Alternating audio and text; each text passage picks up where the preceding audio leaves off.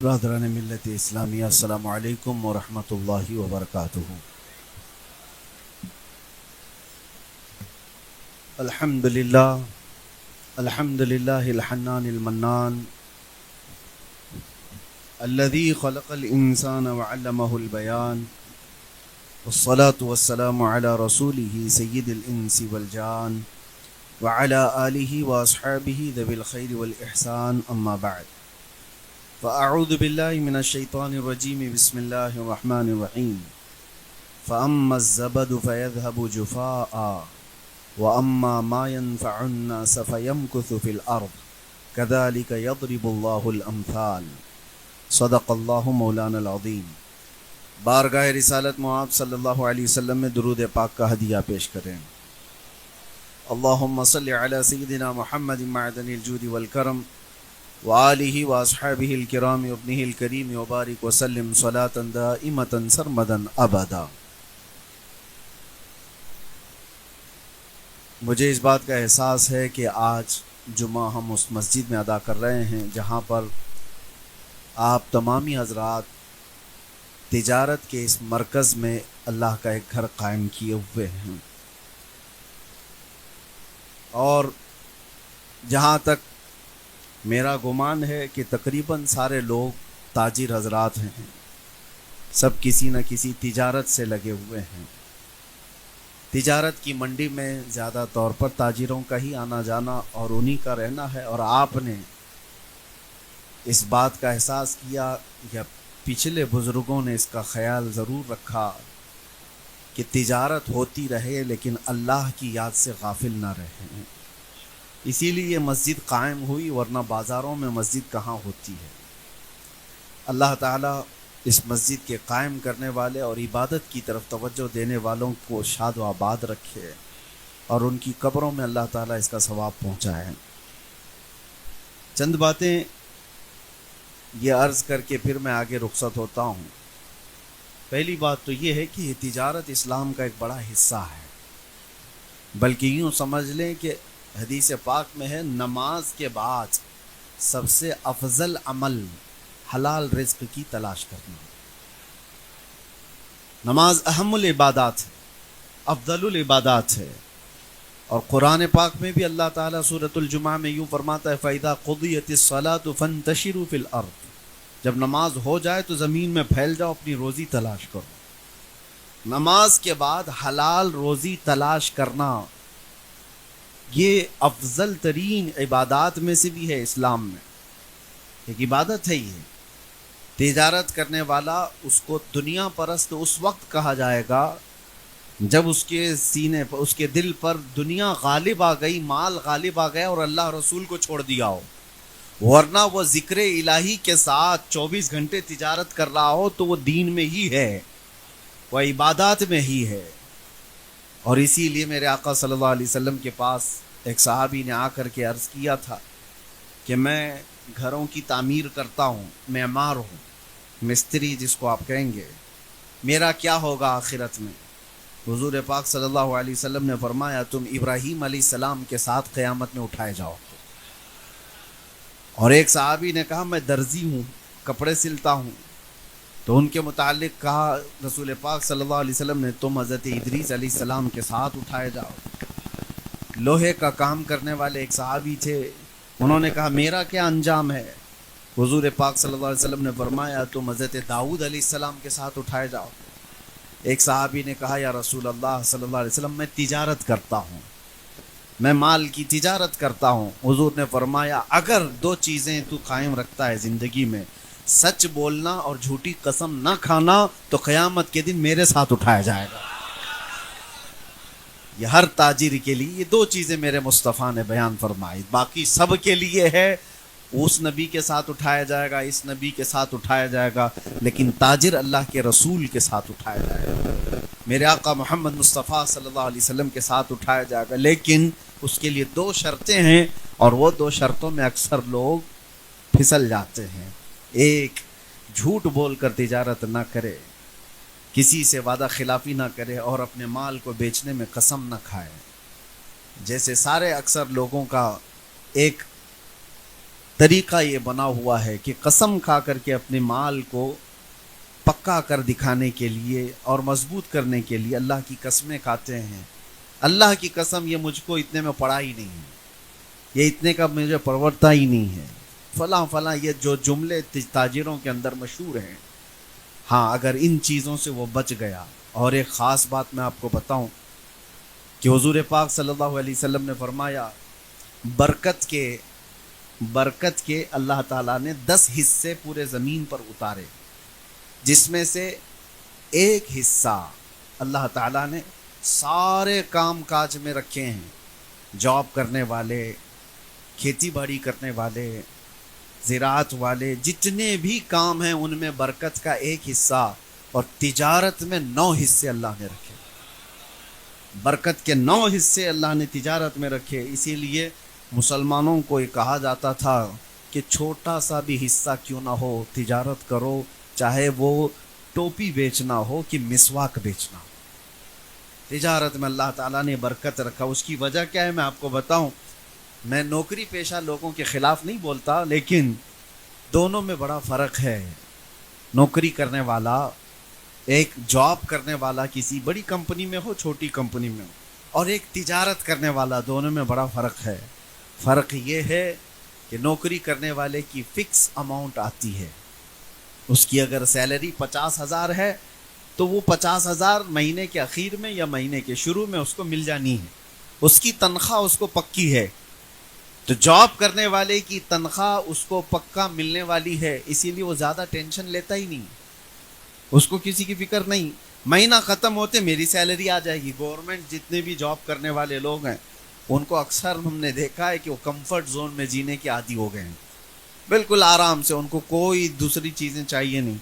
بھائی میں government employee ہوں, مہینے کے ختم میں میری 50,000 1,00,000 سیلری آ جاتی.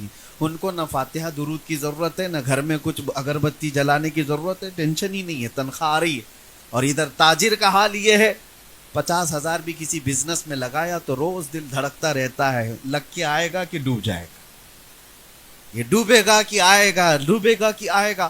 روزانہ یہ دعاؤں میں بھی ہے, علماء کے پاس بھی ہے, فاتحہ درود بھی گھر میں ہے, اور اللہ سے لگا ہوا ہے کہ مولا میرے مال کو نقصان ہونے سے بچا لے. تو اس کا تعلق اللہ سے زیادہ بڑھ جاتا ہے. اسی لیے کہا گیا ہے نوکری پیشے والے سے زیادہ تاجر کا توکل اللہ کی ذات پر ہوتا ہے. اللہ کی ذات پر اس کا یقین زیادہ ہو جاتا ہے. ڈوبتا ہے تو بھی, فائدے میں آتا ہے تو بھی اللہ کے حوالے وہ کر دیتا ہے. اور اکثر آپ نے دیکھا ہوگا, اسی لیے بہت ساری جگہوں پر جاب کرنے والے لوگ مسجدیں کم بنائے ہیں, تجارت پیشہ والے لوگ اکثر مسجدیں بھی قائم رکھتے ہیں. اللہ تبارک و تعالیٰ سچے ایماندار تاجروں میں آپ سب کا بھی شمار فرمائے, اور ہمیں بھی اللہ تعالیٰ اس میں شامل رکھے. میرے آقا صلی اللہ تعالیٰ علیہ وسلم نے تجارت کو فروغ دینے کے لیے خود بھی تجارت فرمائی. حضور پاک صلی اللہ تعالیٰ علیہ وسلم صرف 12 سال کی عمر میں تجارت کے سفر پر نکلے تھے. 12 سال کی عمر میں پہلی تجارت کا سفر آپ نے کیا ہے. تو اللہ کے نبی صلی اللہ علیہ وسلم نے جس میں قدم رکھا ہے وہ میدان کبھی برکت سے خالی ہو نہیں سکتا. آج میں نے ایک آیت آپ کے سامنے تلاوت کی ہے. اللہ تعالیٰ فرماتا ہے فَأَمَّا الزَّبَدُ فَيَذْهَبُ جُفَاءً وَأَمَّا مَا يَنْفَعُ النَّاسَ فَيَمْكُثُ فِي الْأَرْضِ. جو نفع دینے والا ہے لوگوں کو اس کا, اور جو کچرا ہے اس کا. قرآن کہتا ہے, یہ 13ویں پارے کی آیت ہے سورۃ الرعد میں. اللہ فرماتا ہے جو جھاگ ہے وہ اڑ کے چلا جائے گا. جھاگ سمجھتے ہیں, جھاگ جو سمندر کے اوپر آ جائے, کف جس کو کہیں, فینا کہتے ہیں, کئی جگہ پر الگ الگ باتیں ہیں. جو ہوا میں اڑ جاتا ہے, وائٹ وائٹ تو دکھتا ہے لیکن وہ اڑ جاتا ہے. قرآن یہی کہہ رہا ہے کہ یہ جھاگ اڑ جائے گا. وَأَمَّا مَا يَنْفَعُ النَّاسَ, اور جو نفع دینے والی چیز ہے فَيَمْكُثُ فِي الْأَرْضِ, وہ زمین میں ہمیشہ برقرار رہتا ہے, زمین میں قائم رہتا ہے. نفع دینے والے بنو, جھاگ نہ بنو. جو کسی کام کی ہی زندگی نہیں ہے, ایسی زندگی گزار کے فائدہ بھی کیا ہے. اگر دنیا میں آئے ہو تو کوئی ایسا کام کر جاؤ جو امت کو نفع دے, جو انسانیت کو نفع دے. ہمارے پاس آج وہ تاریخیں موجود ہیں. اسی لیے میرے آقا صلی اللہ تعالیٰ علیہ وسلم نے حدیث میں کیا فرمایا, من سن سنتا حسنتا فلہ اجرہا واجر من عمل بہا، جس نے کوئی نیا طریقہ ایجاد کیا اچھا، اس کا ایجاد کرنے کا ثواب بھی اسے ملے گا، اور جب تک قیامت تک اس ایجاد کیے ہوئے طریقے پر لوگ عمل کرتے رہیں گے ان سب کا ثواب بھی ایجاد کرنے والے کو ملے گا۔ کسی نے اگر کوئی ایک مسجد تعمیر کی ہے تو مسجد تعمیر کرنے کا ثواب تو ہے، لیکن لاکھوں جو سجدے اس میں ہوتے رہیں گے ان کا ثواب بھی اسے دیا جاتا رہے۔ کریٹیوٹی جس کو کہا جائے، ایجادات جس کو کہا جائے، یہ مسلمانوں کا ایک خاص حصہ تھا۔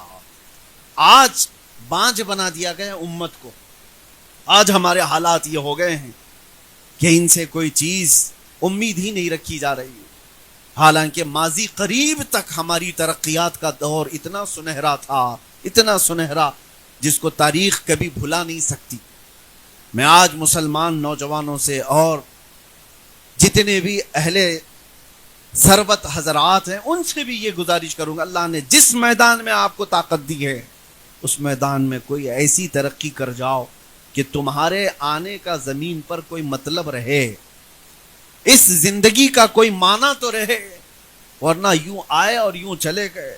اسی لیے شاعر نے کہا ہے موت اس کی جس کا کرے زمانہ افسوس، یوں تو یہاں آئے ہیں سبھی مرنے کے لیے۔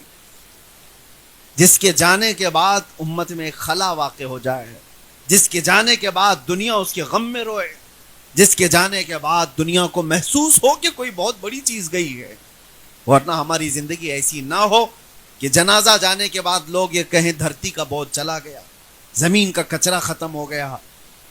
عزیزان گرامی وقار، آپ کی زندگی سے متعلق اور ہماری زندگی سے متعلق ایک بات میں عرض کرتا ہوں۔ مولانا جلال الدین رومی رحمۃ اللہ تعالی علیہ بیان فرماتے ہیں، ایک بہت عظیم چیز ہے، بہت عظیم چیز ہے، خاص طور پر ایک واقعہ انہوں نے بیان کیا ہے۔ ایک ملک ایسا ہے، ایک ملک ایسا افریقہ کا ملک، شروع میں انہوں نے ایسی بیان کیا کہ جہاں کی حکومت کا طریقہ بالکل الگ ہے۔ وہ ایک ملک ایسا ہے، ان کی حکومت کا طریقہ ایسا ہے کہ 1 سال ہی بادشاہ رہتا ہے کوئی بھی، اور بادشاہ بنانے کا طریقہ ایسا ہے کہ ملک کے جتنے بھی ذمہ دار حضرات ہیں وہ ملک کی سرحد پر جا کر، باؤنڈری پر جا کر سال کی پہلی تاریخ میں کھڑے ہو جاتے ہیں رات کو، اور صبح جیسے ہوتی ہے جو شخص ملک میں پہلے داخل ہوا وہ ان کا بادشاہ ہے، جو بھی مسافر آیا، کوئی بھی آیا، وہ ان کا بادشاہ ہے۔ لیکن اس بادشاہ کو پہلے بتا دیتے ہیں کہ آپ ہمارے بادشاہ ہو، آپ کو ہم تخت پر بٹھائیں گے، تاج پہنائیں گے، ساری اختیارات آپ کو دیں گے، لیکن سال گزر جائے گا پورا تو آپ کو اٹھا کر لے جا کر ایک جنگل میں چھوڑ دیں گے، اور وہ جنگل اتنا خطرناک کہ جہاں بھیڑیے ہیں، درندے ہیں، جانور ہیں، پھاڑ کھائیں گے، ختم ہو جائے گا۔ تو جو اس بات کو منظور کرتا ہے بادشاہ کی کرسی پہ بیٹھتا ہے، اور جو کہتا ہے نہیں مجھے نہیں چاہیے اسے چھوڑ دیا جاتا ہے، دوسرے کا انتظار۔ ہر سال کا ان کا معمول تھا یہ، جس کو بھی تاریخ میں، پہلی تاریخ میں ملک میں داخل ہوتا دیکھتے اس کو بادشاہ بناتے، لیکن پہلے سے بتا دیتے تھے کہ سال بھر کے بعد ہونا کیا ہے۔ ایک سال ایسا بھی آیا کہ جب ایک بادشاہ کو وہ جنگل میں چھوڑا ہے، درندے کھا چکے ہوں گے، خوفناک جنگل تھا، نئی تاریخ میں نئے بادشاہ کو چننا تھا، ملک کی سرحد پر آ کر بڑے لوگ کھڑے ہو گئے۔ اتفاق ایسا ہوا کہ صبح صبح پہلی تاریخ ہے، اور جو شخص داخل ہو رہا تھا وہ ایک عالم ربانی تھا، دیندار شخص رہا، اور آتے ہی انہوں نے نعرہ لگایا کہ آپ ہم کو بادشاہ مل گیا، بادشاہ مل گیا۔ جانتے پہچانتے نہیں تھے، لیکن پھر بھی کہا، اس عالم نے کہا کہ کس کا بادشاہ، کیوں نعرے لگا رہے ہو؟ انہوں نے کہا ہمارا نیم ہے، ہمارا دستور ہے، سال کی پہلی تاریخ میں جو ہمارے ملک میں پہلا شخص داخل ہوتا ہے وہ ہمارا بادشاہ ہوتا ہے۔ انہوں نے پوچھا تو پھر کیا کرتے ہو؟ لوگوں نے کہا تاج پہناتے ہیں، جلوس نکالتے ہیں، کرسی پر بٹھاتے ہیں۔ کہا پھر کیا کرتے ہو؟ کہا ساری فوج آپ کی، سارے وزیر آپ کے، سارا ملک آپ کے اختیار میں۔ پھر کیا ہوتا ہے؟ کہا سال گزر جاتا ہے تو آخری تاریخ میں آپ کو لے جا کر ہم جنگل میں چھوڑائیں گے، یہی ہمارا نیم ہے، کیا آپ کو منظور ہے؟ اس عالم نے کہا ہاں منظور ہے، بادشاہت قبول کر لیا۔ वैसे तो इंसानों की फितरत है, कारपोरेटर भी अगर बनना चाहे तो कौन मना करता है, अगर छोटा सा ओहदा भी मिल जाए कौन मना कौन करता है, लेकिन उसको कायम कौन रखता है, ये अपने कमाल की बात है। उस आलिम ने कहा मंजूर है। आए, ताज पहने कुर्सी पर बैठे, वजीरों को बुलाया, फौज को बुलाया, देखा पहला दिन है, सारे निज़ाम कायम हो गए। और आज बादशाह का पहला ऑर्डर ये था, मुल्क को अपने हाथ में लेने के बाद पहला ऑर्डर ये है कि मुझे वो जंगल दिखाया जाए जहां पर ले जाकर आखिर में छोड़ते हैं। बादशाह का ऑर्डर था तो सब लेकर के चले। जुलूस गया और जंगल देखा तो इतना खौफनाक, वहां पर खोपड़ियां हड्डियां पुराने लोगों की पड़ी हुई जिनको दरिंदे खा चुके हैं, कांटेदार दरख्त, खौफनाक आवाजों से भरा हुआ जंगल। बादशाह पहले ही दिन देख करके वापस आ गया। कहा, फिर फौज के आधे हिस्से को कहा, ये जो जंगल का खौफनाक हिस्सा है, इसमें जितने कांटे के झाड़ियां हैं सब निकाले जाएं, खोपड़ियां हटाई जाएं और इसको पूरे तौर पर साफ किया जाए। महीने भर तो जंगल साफ होता रहा। दूसरा महीना आया तो बादशाह ने हुक्म दिया कि वहां एक शानदार महल बनाया जाए। फिर एक महीने भर वहां पर महल की तामीर होती रही। तीसरे महीने बादशाह ने कहा एक हौस तामीर किया जाए। चौथे महीने कहा यहाँ एक बागीचा बनाया जाए। 6 महीने तक तो वो महल ही बनाता रहा। उस जंगल के अंदर जितने थे सबको बदल करके उसने एक बहुत खूबसूरत किला बना दिया। फिर उसके बाद कहा मेरे दरबार से लेकर उस जंगल जाने तक के रास्ते को पूरा खूबसूरत बना दिया जाए। 4 महीने इसी में लग गए, पूरा खूबसूरत बना दिया। और उसके बाद देखो तो ना वो जंगल है, ना वहां कोई खौफनाक झाड़ियां, फूलों से सजा हुआ एक बागीचा जिसमें नहर बह रही है। खूबसूरत तरीन हिस्सा उसने बना दिया। और अभी साल को खत्म होने में दिन बाकी थे। अब गिन रहा है कब खत्म होगा कि ये लोग ले जाके छोड़े। जब साल खत्म हो, एक एक दिन गिनता हुआ गुजार रहा है, गिनने में दिन गुजर नहीं रहे। बहरहाल जैसे दिन खत्म हुए, जल्दी से बादशाह ने सबको बुलाया, मेरा साल खत्म हो गया, मुझे ले जाओ, जहां छोड़ते थे वहां छोड़ाओ। सारे लोग आए और आकर के उन्होंने कहा बादशाह सलामत, आज से हमारा नियम बदल गया है, हमारा कानून बदल गया है। कहा क्या हुआ क्या? कहा नहीं, 1 साल के बाद जो हम जंगल में छोड़ आते थे, सब ने ये तय कर लिया कि अब हमेशा के बादशाह आप ही हो, अब आप ही हो। कहा ऐसा क्यों बदल लिया, ऐसा क्यों तुमने कानून बदल लिया? कहा अब तक हमने देखा जो भी बादशाह था वो बेवकूफ था, सिर्फ अपने मजे में जीता था। ये पहला बादशाह हमने देखा जो बाद में जाने वाली मंजिल की तैयारी अभी से कर रहा था। अक्लमंद जो बादशाह है हमने देख लिया, जो आखिरत की तैयारी कर रहा है वही हकीकत में हमारा बादशाह है। मौलाना जलालुद्दीन रूमी ये वाकया बयान करके कहते हैं, ऐ पढ़ने वाले, ये कोई मुल्क का कानून नहीं है, ये पूरी दुनिया का कानून है। दुनिया में जब तुम आते हो तो हर कोई तुम्हें बादशाह बना देता है। जब तुम पैदा होकर के इस दुनिया में आए थे, तुम्हें उठाने वाले, तुम्हारी तारीफ करने वाले, तुम्हारे आसपास घूमने वाले सब मौजूद हैं। लेकिन जिंदगी के खत्म होते ही तुम्हें जिस कब्रिस्तान में छोड़ आया जाता है वो वही हड्डियों और खोपड़ियों वाली जगह है जहां तुम्हें छोड़ दिया जाता है। लेकिन अगर तुम यहां रहते हुए जहां जाना है उसको पहले से तैयार कर लिया तो ये तुम्हें छोड़ तो देंगे, लेकिन 800 साल गुजर जाने के बाद भी गरीब नवाज की जैसा तुम्हारी बारगाह में भी खिदमत अंजाम देते रहे। 800 साल गुजर गए सुल्तानुल औलिया गरीब नवाज को, उनकी बादशाहत खत्म नहीं हुई, इसलिए कि वो हमेशा का बादशाह बना लिया गया। जिंदगी में रह करके उन्होंने आखिरत की तैयारियां की हैं। यही मैं कहना चाहता हूं मेरे अजीजों, नफा देने वाले और इस दुनिया में आकर के जीने का कोई मकसद बनाने वाले वही इस जमीन पर कायम रहते हैं। बाकी सारे कचरे, कब्रिस्तान में जाओ तो तख्तियां भी बुझ गई होंगी, कब्रों के पता भी नहीं हालात, कौन गया कितने साल पुराना है। लेकिन कुछ कब्रें ऐसी हैं जो सिर्फ दफन नहीं हुई हैं, हमारे सीनों पर हुकूमत कर रही हैं। वो कब्रें हैं। एक अंग्रेज मुअर्रिख आया था हिंदुस्तान, उससे वापस जाने के बाद पूछा गया हिंदुस्तान का सबसे बड़ा अजूबा क्या देखा?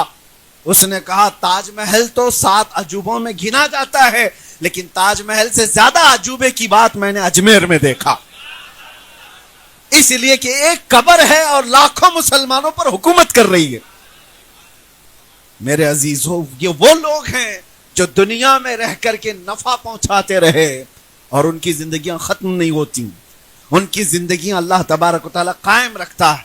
آج مجھے افسوس ہوتا ہے ان نوجوانوں کی زندگیوں کو دیکھ کر کہ جن کی زندگیاں 40 کو پہنچ گئیں، آج تک وہ اپنے بچوں کے لیے کچھ نہیں کر سکے، وہ اپنے آس پاس کچھ نہیں کر سکے۔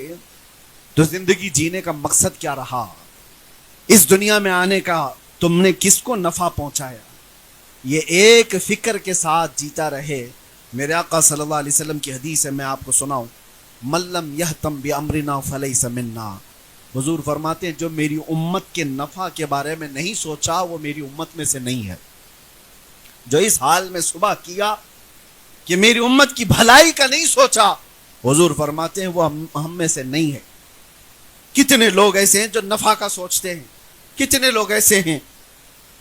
آج میرے پاس ایک کتاب تھی، ماذا قدم المسلمون للعالم، کافی بڑی کتاب، اور اس میں اتنے ذخیرے لکھے ہوئے تھے، پڑھ کر کے حیرت ہوتی ہے۔ ہر مسلمان نوجوان کو پڑھنا چاہیے۔ ٹاپک یہ ہے کہ مسلمانوں نے دنیا کو کیا دیا، ایک بہت بڑا ٹاپک ہے۔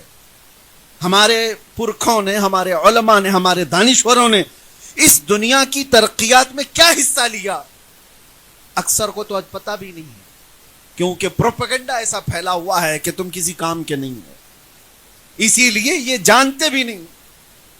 ہر ترقی میں مسلم دانشوروں کا حصہ ہے۔ دنیا کو آج جس حالت میں آپ دیکھ رہے ہیں، تھوڑا سا اگر مطالعہ کرتے ہیں آپ کو پتہ ہے پورا انٹرنیٹ آج جو چلتا ہے، جتنے بھی اس میں ویب سائٹ ہوں، جتنے بھی سوشل میڈیا سائٹس ہوں، سب کے پاس ایک چیز کا استعمال ہے، الگورزم۔ الگورزم کا استعمال ہر جگہ ہے، اور آپ کو پتہ ہے الگورزم کا ایجاد کرنے والا کون تھا؟ محمد بن موسیٰ الخوارزمی۔ آج سے تقریباً 800 سال پہلے جنہوں نے ایجاد کیا، محمد بن موسیٰ الخوارزمی، خوارزمی سے ہی الگورزم بنایا گیا ہے، صرف ان کا ایجاد کیا۔ پوری دنیا اس پر آج ڈیپینڈ ہے۔ کسی بھی سائٹس میں الگورزم کا استعمال نہ ہو، ایسا ہوگا نہیں۔ میرے عزیزو، پوری دنیا کو جنہوں نے اپنی ایجاد کا محتاج بنایا وہ ایک عالم دین تھے۔ اور اتنا ہی نہیں، الجبرا کو کون سا نوجوان نہیں جانتا جو کالج پڑھتا ہے؟ محمد بن موسیٰ خوارزمی کا ہی ایجاد کیا ہوا الجبرا تھا۔ نائٹروٹ، سلفر ایسڈ، اور آج جو ایتھنل اور کئی ایسے کیمیکل کا جو استعمال ہے پوری دنیا میں، کیمیکلز کے بغیر آج دنیا ادھوری ہے۔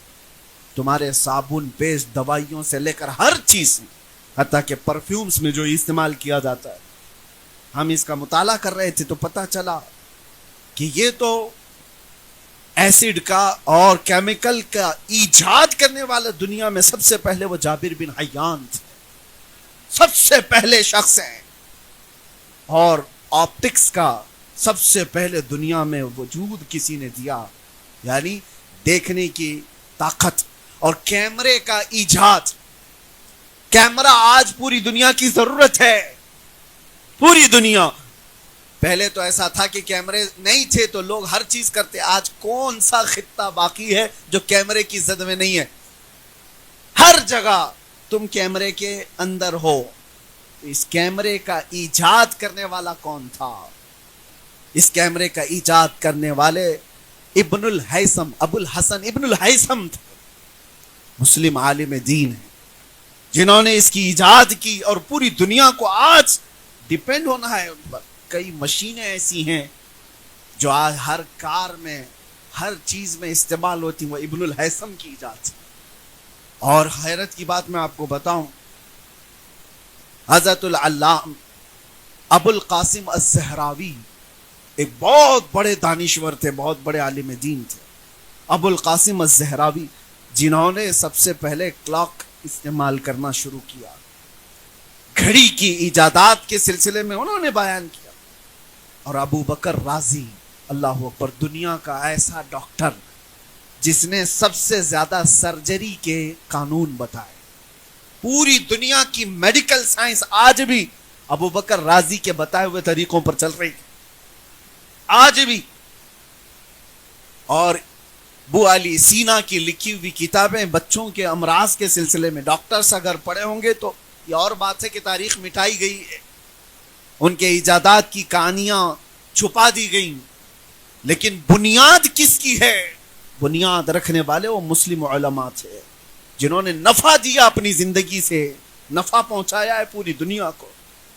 اور آپ کو یہ پتا ہے آج سب سے زیادہ تیز سفر کوئی ہے وہ تو ایروپلین کا سفر ہے، ہوائی سفر ہے. پوری دنیا آج ہوائی سفر میں گلوبل ویلیج میں آ گئی ہے، ایک دیہات کی طرح بن گئی پوری دنیا، جب چاہے ادھر سے ادھر ہو جائے.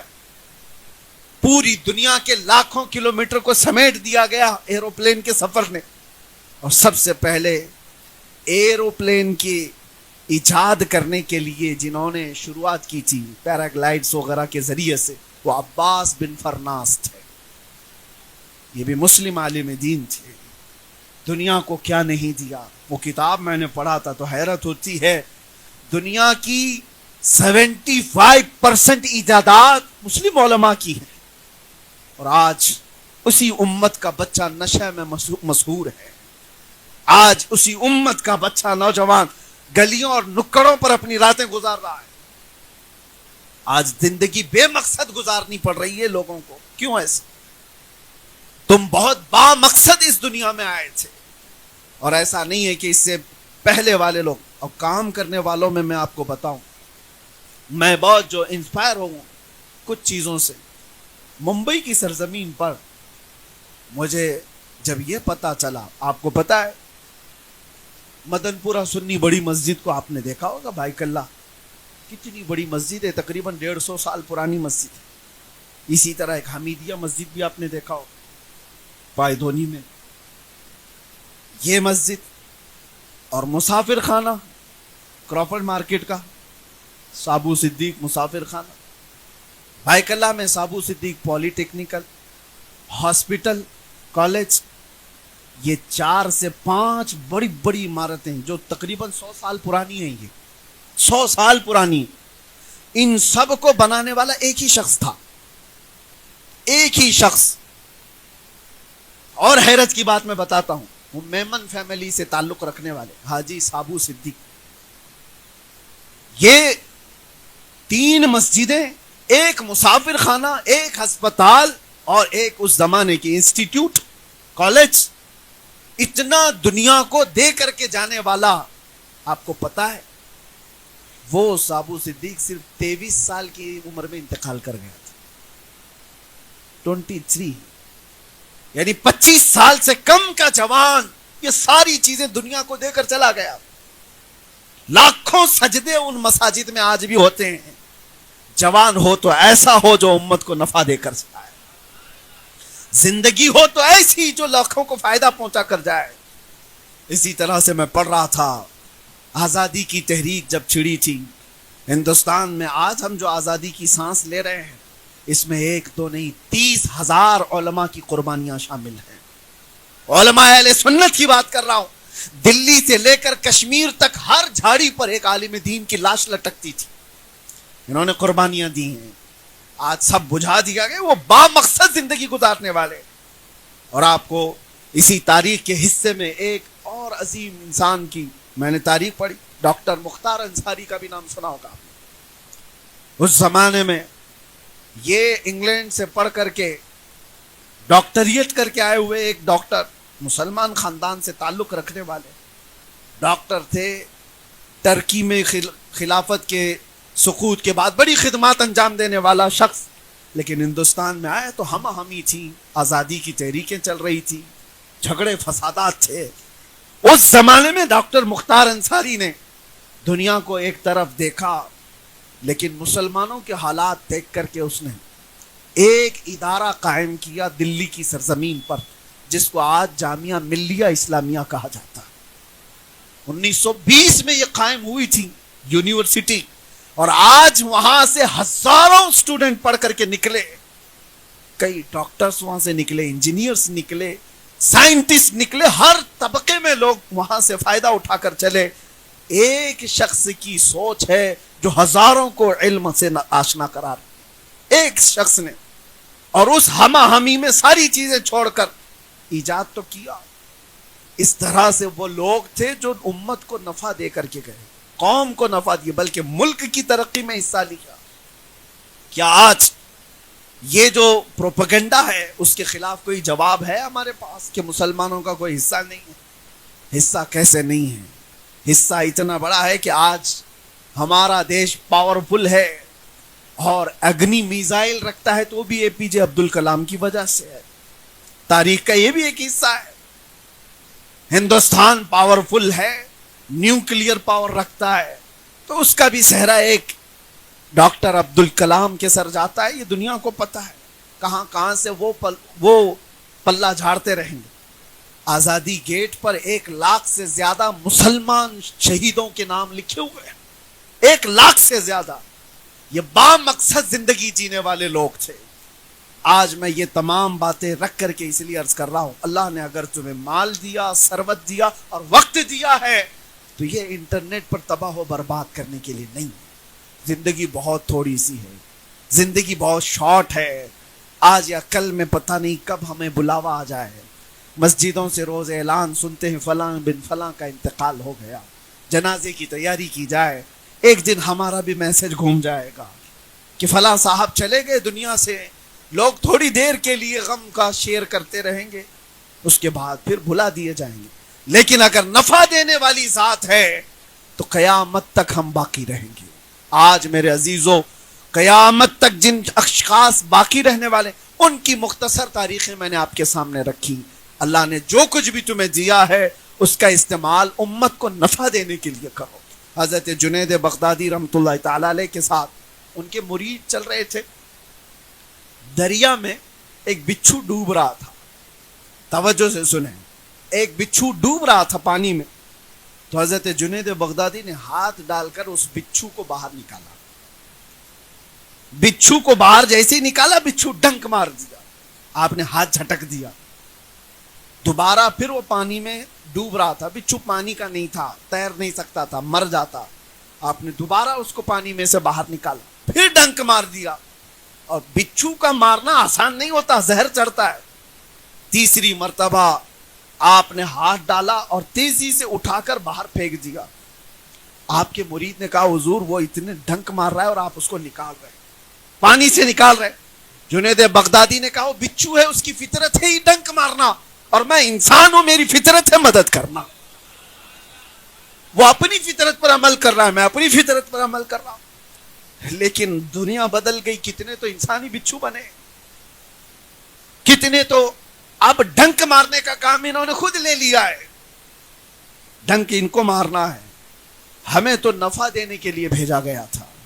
مصطفیٰ کریم صلی اللہ تعالی علیہ وسلم کی امت وہ ہے کہ جو نفع دینے کے لیے دنیا میں آئی۔ فَأَمَّا الزَّبَدُ فَيَذْهَبُ جُفَاءً وَأَمَّا مَا يَنفَعُ النَّاسَ فَيَمْكُثُ فِي الْأَرْضِ، جو جھاگ ہے وہ اڑ کر چلا جائے گا۔ اور رہی بات پروپیگنڈوں کی، ہزار دنیا کچھ بھی پروپیگنڈا بنائے، لیکن اگر تمہاری شخصیت نفع بخش ہے تو ایک دن انہیں جھک کر سلام کرنے پر مجبور ہونا ہوگا، ایک دن تو ماننا ہی پڑے گا۔ کتنے ایسے لوگ ہیں، آپ کو پتا ہے جب فتح مکہ ہوا تھا تو حضور نے اعلان کیا تھا کہ جو ابو سفیان کے گھر میں آئے وہ امن میں ہے، جو کعبے کے پاس آ جائے وہ امن میں ہے، جو عبد المطلب کے گھر میں جائے وہ امن میں ہے۔ صحابہ نے عرض کیا حضور سب نہیں آ پا رہے ان جگہوں پر، کچھ اور اعلان کر دیں۔ حضور نے ایک اعلان اور خاص کیا تھا، جانتے ہو، تاریخ کا حصہ ہے۔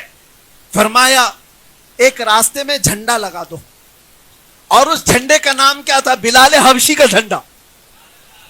کہا جو اس جھنڈے کے نیچے آ جائے گا وہ امان میں ہے۔ وجہ کیا تھی؟ لوگ وہاں پہنچ رہے تھے، جو جھنڈے کے قریب گئے ان کی جان کو امان۔ ارے وہ جھنڈا تو ابو بکر صدیق کے نام کا بھی ہوتا، عمر فاروق کا، عثمان غنی کا، حیدر کرار کے نام کا بھی ہوتا، رضوان اللہ علیہ مجمعین۔ بلال حبشی کے نام کا جھنڈا، تاریخ کو یہ بتانا تھا جس کو تم ذلیل ترین خادم سمجھتے تھے، آج اپنی جان بچانے کے لیے اس کے جھنڈے کے نیچے آنا ہے۔ دنیا تمہیں مانے گی، ایک دن مانے گی۔ نفع پہنچانے والے اور استقامت والے کو دنیا تسلیم کرے گی مجبور ہو کر، اور آج ہمیں کام کچھ کر کے جانا ہے، نفع دے کر کے جانا ہے۔ اب بس میں بات کو ختم کرتے ہوئے کب تک ایک اور آپ کے سامنے مثال دے دیتا ہوں۔ اکثر ایسا ہوتا ہے، اکثر ہماری زندگیوں میں چیزیں پیش آتی ہیں۔ ابراہیم بن ادھم رضی اللہ تعالیٰ عنہ کسی راستے سے گزر رہے تھے، انہوں نے دیکھا ایک جنگل میں لومڑی ہے جس کے ہاتھ پیر کٹے ہوئے ہیں، لیکن صحت مند ہے، چاروں پیر نہیں ہے، پڑی ہوئی ہے، صحت مند ہے۔ کہا اگر چار پیر نہیں ہے تو چلتی کیسے، کھاتی کیسے، اور یہ صحت کیسی ہے اس کی، موٹی تازی کیسی ہے؟ تو غور سے دیکھنے لگے، دیکھا تو ایک کوا آتا ہے منہ میں روٹی لے کر اور اس لومڑی کو کھلاتا ہے اور چلا جاتا ہے۔ ہر گھنٹے پر کوا آتا ہے، کچھ نہ کچھ چیزیں لاتا ہے، لومڑی کو کھلاتا ہے اور چلا جاتا ہے، اور لومڑی پڑی ہوئی ہے اور مست ہے۔ کہا اس کی اور اس کی برادری کا کوئی تعلق ہی نہیں، لومڑی الگ قسم ہے، کوا الگ قسم ہے، لیکن یہ اللہ کا نظام دیکھو، یہ خالق کا نظام ہے، مجبور کو کھلا رہا ہے۔ ابراہیم بن ادھم نے دیکھا میرا رب جب معذور لومڑی کو کھلاتا ہے تو میں اشرف المخلوقات ہوں، مجھے کیوں نہیں کھلائے گا؟ آپ نے دنیا سے کنارہ کشی اختیار کر لی، سب کو چھوڑ دیا اور اپنے ہاتھوں کو اور پیروں کو زنجیر میں باندھ کر خود بھی پڑے رہے، میں انسان ہوں، میرا رب مجھے کھلائے گا۔ اور اس کے بعد دن بھر پڑے رہے، کوئی کوا نہیں آیا۔ دوسرا دن بھی گزر گیا، کوئی نہیں آیا کھلانے کے، بھوک اور پیاس کی شدت بڑھتی گئی۔ تیسرا دن آیا، کچھ نہیں ملا۔ حضرت شفیق بلخی اس زمانے کے بزرگ ہیں، انہوں نے لوگوں سے پوچھا ابراہیم کا کیا حال ہے، کہاں ہے؟ لوگوں نے کہا سنا ہے حضور انہوں نے اپنے ہاتھوں پیروں کو زنجیروں سے باندھ کر دنیا سے کنارہ کشی اختیار کر لی۔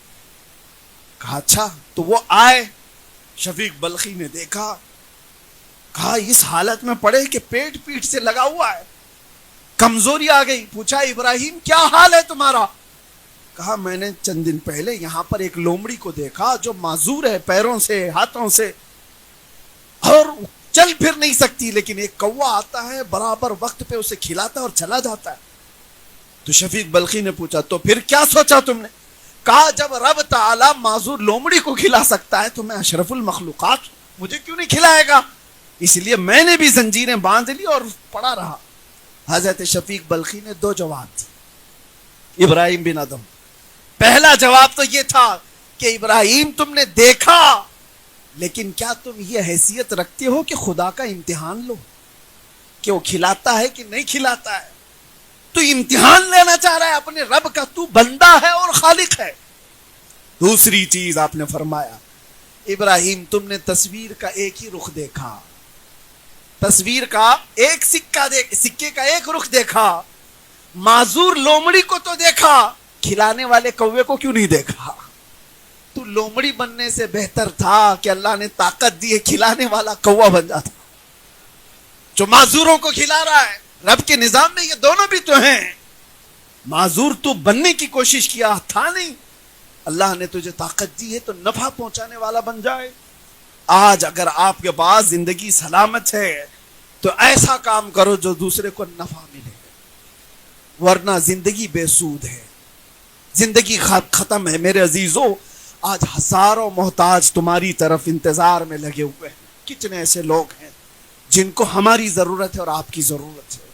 بہت لوگ ایسے ہیں، نوجوانوں سے میں کہتا ہوں پوری راتیں جو تمہاری برباد ہوتی ہیں، تمہارے آس پاس بہت ساری دنیا تمہارے نفع کے انتظار میں ہے، تمہاری بہنیں، تمہاری مائیں، تمہارے بچے۔ مجھے آج بھی وہ بات یاد ہے، ایک جنازے میں تھا میں، 6 سال کی بچی جس کا انتقال ہوا ہے، اس کی بچی 6 سال کی، اور مرا ہوا آدمی کینسر میں انتقال ہوا تھا، موت کینسر تھا۔ وہ بچی نے مجھ سے کہا تھا ابا ہمارے انتقال کر گئے، گٹکا بہت کھاتے تھے اور منہ کا کینسر ہو گیا تھا اور اس میں انتقال کر کے چلے گئے، لیکن حضرت ہم کو بتائیں ہمارا کیا قصور تھا اس میں؟ ہمارا کیا قصور تھا؟ اس کا کوئی جواب ہمارے پاس نہیں۔ ان بچوں کا قصور کیا ہے جو ان کو تنہا یتیم کر کے چھوڑ چلا گیا؟ اس کی بیوہ کا کیا ہوگا؟ وہ کس کے گھر پر محتاجی کی زندگی گزارے گی؟ تمہاری زندگیاں دوسروں سے جڑی ہوئی، تمہارا جینا صرف تمہارے لیے نہیں ہے۔ اللہ تعالیٰ نے ایسا نظام رکھا ہے کہ ہمارا جینا، ہم خود چاہتے تو کچھ بھی فیصلہ لے لیتے۔ کیا ہمیں خودکشی کرنے کی اجازت ہے؟ کیوں نہیں ہے؟ کیونکہ ہم اپنی جان کے مالک ہی نہیں ہیں۔ ہم اپنی جان کے مالک ہوتے تو خودکشی کر کے چلے جاتے، لیکن ہم اپنی جان کے مالک نہیں۔ ہزاروں ہم سے زندگیاں جڑی ہوئی ہیں، اور آپ کی زندگیاں اس سے زیادہ اہم ہیں۔ تمہاری زندگی تو رسول اللہ سے جڑی ہوئی، ان کے نام سے جڑی ہوئی ہے۔ امت کے ساتھ تمہارا تعلق ایسا ہے کہ تمہارا ہر عمل دنیا دیکھ رہی ہے، کوٹ کر رہی ہے۔ اٹھو وہ گھر نہ حشر نہ ہوگا پھر کبھی، دوڑو کہ زمانہ چال اپنی چل گیا۔ ہزاروں لاکھوں نوجوانوں میں اب کوئی سائنسدان کیوں نہیں اٹھتا؟ اب کوئی ایجادات کی دنیا میں کوئی کیوں نہیں آتا؟ ملک کی ترقی، معاشرے کی ترقی، حالات تو یہ ہے کہ ہمارے محلوں میں کوئی گھر لینا پسند نہیں کرتا۔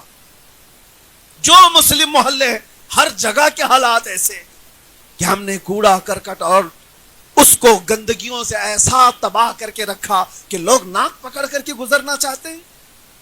یہ تو ہماری زندگی نہیں تھی، بلکہ ایک دور وہ تھا، اٹلی، ڈنمارک، ناروے، یہ یورپ کی کنٹریز کا نام میں بتا رہا ہوں آپ کو، وہاں کے بادشاہ اپنے بچوں کو پڑھنے کے لیے اندلس کے علماء اسلام کے پاس بھیجا کرتے تھے، اور جب کبھی کوئی عالم دین سے پڑھ کر کے یورپ کا بچہ آتا تھا، اسے دیکھنے کے لیے بھیڑ جمع ہوتی تھی کہ یہ مسلم علماء سے پڑھ کر کے آیا ہوا بادشاہ کا بیٹا ہے۔